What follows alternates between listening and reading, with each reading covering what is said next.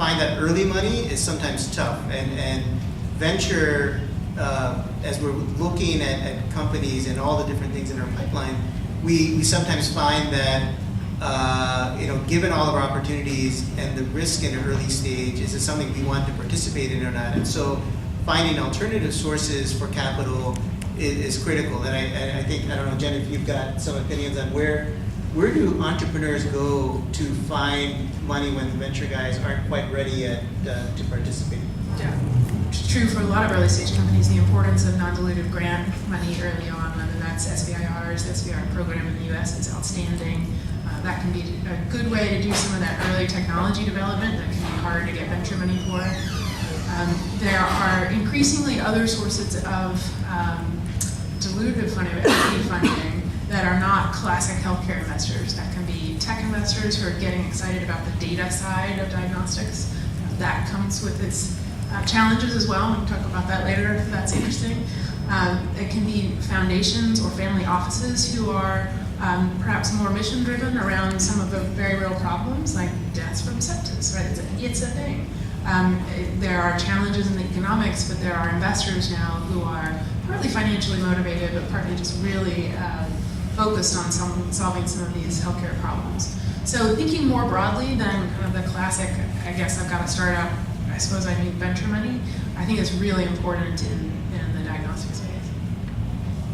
Okay. Anyone else have anything else to add on that? Yeah. I mean, the only thing to add is perhaps to point out that there's no shortage of incubators who are happy to take on diagnostic companies. Illumin's got one, which is great. There's Y Combinator and so on. So that's another way to get to an early proof of concept without actually have to go raise VC money. And corporate partnerships early on, strategic investors as well. So, What are areas that you think are untapped, that are wide open? Well, I'm still pretty bullish on anything with biopsy related. We started up with circulating fetal DNA, we moved on to circulating tumor DNA, and then RNA, CTCs, platelets, exosomes. There's a lot. There's a rich vein there to be mined for new diagnostics. And another area, I think, genomics can make a big impact by making it a lot faster and cheaper per test. The ability to multiplex many samples on high-frequency sequencer is amazing. So I think one space that, at least from what I've seen, is pretty untapped is proteomics for therapy selection outside of cancer. So there's a big push on genomics and proteomics in cancer, but there's a lot of other high-cost diseases and diseases that are debilitating that could definitely use those technologies as well, especially when some of these specialty pharmaceutical drugs are costing over $100,000 a year per patient and they're not being effective. So I think that's definitely untapped area.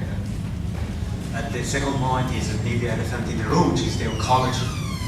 Right? So as of today, how many of you have done a colonoscopy or prefer not to have done a colonoscopy? Right? Or how many of you have done an X-ray or whatever for your breast? Or now there is so much that can be improved for oncology that you don't know. So the impact, social, economic, of a good diagnostic tool, cheap, better, because at the end of the day, the payer doesn't want to pay, could be tremendous.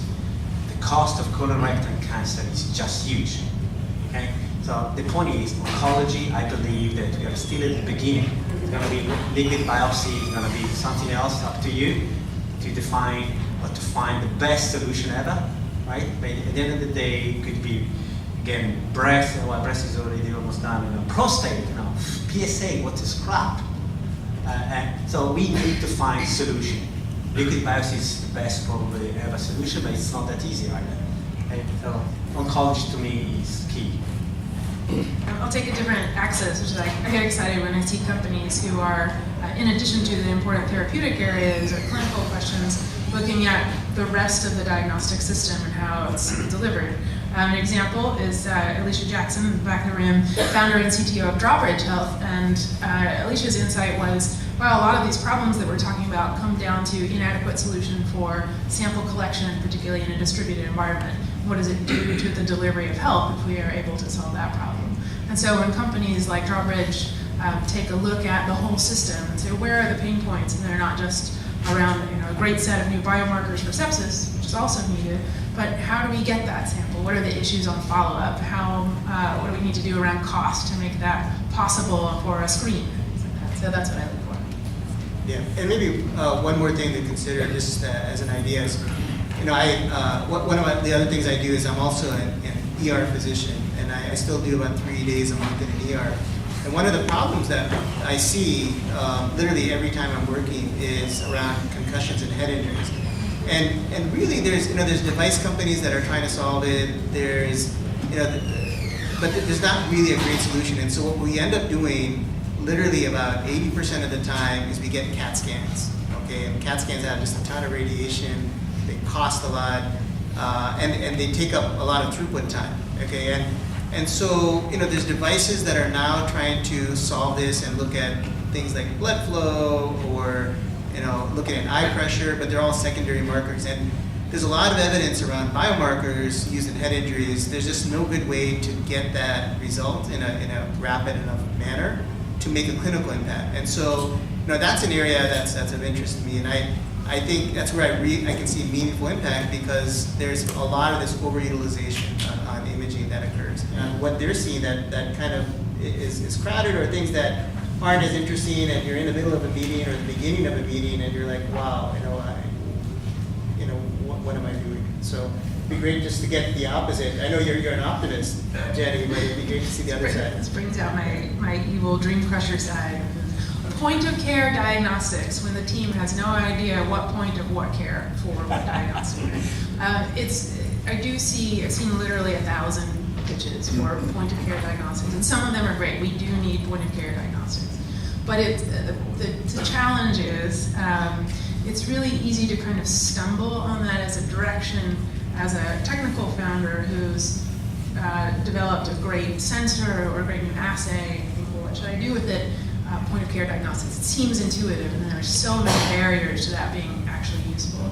So that kind of gets my hackles up when someone has some really cool technology and thinks that the barrier to entry in point of care diagnostics is low enough that they should just go there without understanding what that means in the clinical sense. I think that in the States, probably point of care diagnostic may be a new way for a doctor to make money. And another one, which is related to what I've said before, probably because I'm searching for the perfect solution, is liquid biopsy, blood-based test for oncology with crappy sensitivity, crappy specificity. Come on, it does not work. So at least you get real number with real data, because unfortunately it's not 20 sample that makes a good statistic. Forget about it. Point of care diagnostics. just kidding. No, kind of just one thing I want to add is what would be better than point of care is something at home, something cheap that some people can do at home, like a saliva type test, especially for filling HEDIS gaps for Medicare Advantage plans. There's a big opportunity there, but that's just a sidebar. For me, what I'm kind of tired of seeing, this is no offense to Luder, is oncology genomic tests, and it's not that I'm tired of seeing them, it's the space is very fragmented and everybody says my panel is better than theirs. So I want to see, if I'm going to see that, I want more clinical validity and utility and more evidence behind it, and we want to be able to kind of compare these on an apples to apples basis. Well, it's not necessarily all apples to apples, but when you're looking from a payer perspective, how do they know what they should be reimbursing and which test is the best? And the more that these companies come in, it makes that more difficult to figure it out, which is why a lot of payers take the approach of let's just decline reimbursement right now and answer questions later, which is unfortunate because a lot of these tests are necessary, but that's something that it's like I said, it's necessary, but it is a fragmented space. I agree with that. Another one that grates me in particular is machine learning. And it's probably only tangentially relevant to this crowd, but we see tons of companies that are developing NGS software tools, new variant interpreters, or you name it, and they all have sort of, it's all machine learning, of course, and we just see so many of them and we just cannot tell them apart. And so if you are developing such a tool, I think for us, the minimum requirement now is, publish it, have it peer reviewed, and then come to us. Just using this buzzword, just black box, just doesn't work for us. It's a very important tool, I acknowledge that, but we see too many of them.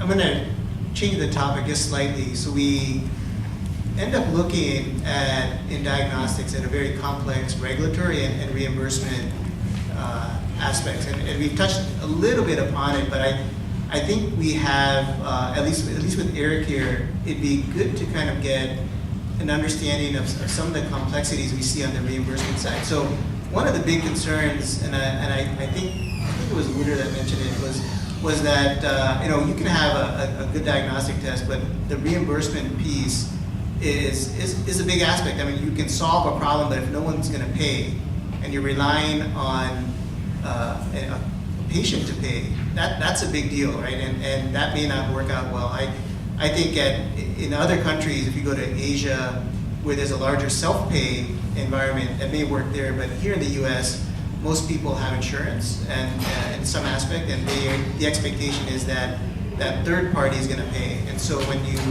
think about reimbursement and the challenges there, I'd maybe love to get Eric's opinion on how he looks at it from the payer side, because that's a big aspect of what we look at from the investors. I say that because it is very complicated, and when we're talking with the payers, a lot of the times, especially especially the genomic testing, they don't know what the answer is, and they're still trying to figure out that policy. As we transition to personalized and precision medicine, payers are kind of in flux at the moment. All their chief medical officers and all their medical directors have this on their mind, trying to figure out. But I think there's a few boxes that you have to check at a minimum. Now with diagnostics, as a few people have mentioned, the regulatory environment isn't as strict as with some other areas of healthcare. But that doesn't mean that you're not still going to have to go through that same process to get reimbursement.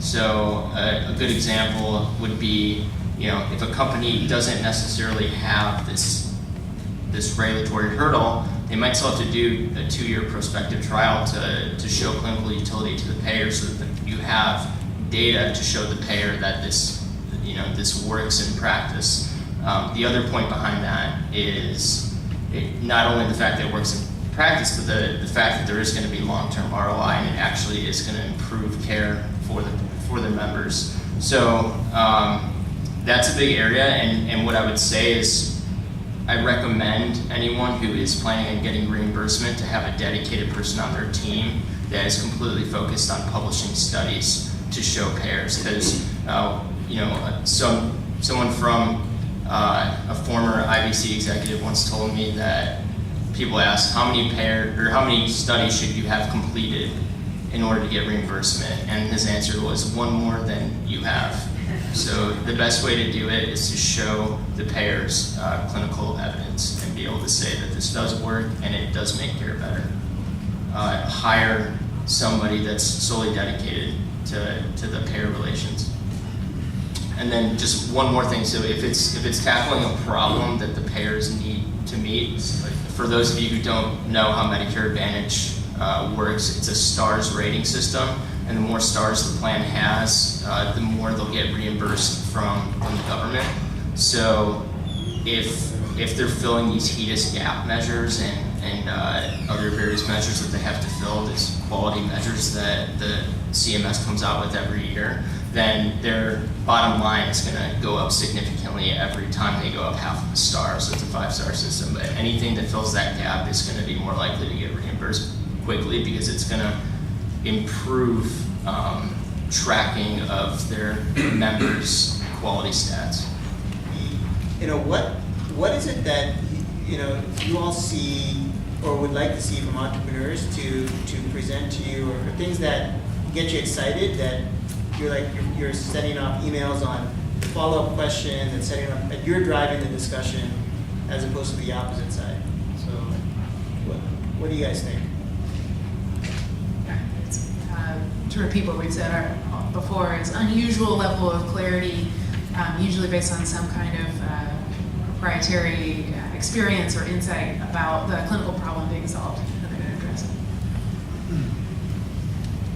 Well, I think it's an amazing technology that was able to figure out something that nobody else has been able to do. Make an example: Alzheimer's disease, detect Alzheimer's before any symptom appear.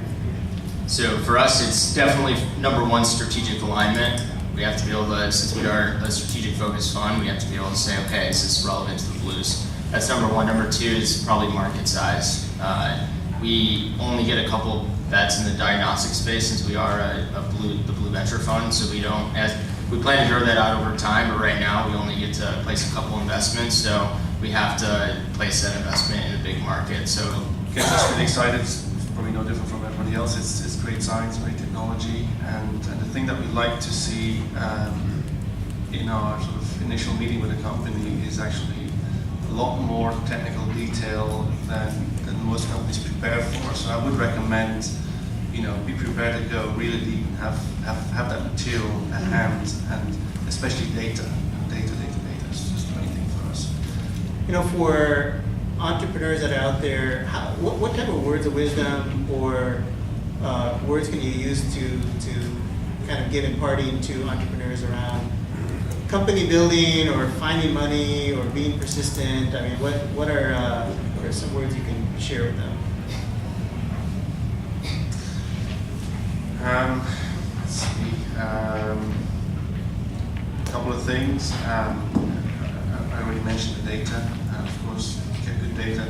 Get great advisors. A scientific advisory board can be enormously valuable. KOLs, absolutely fine with KOLs.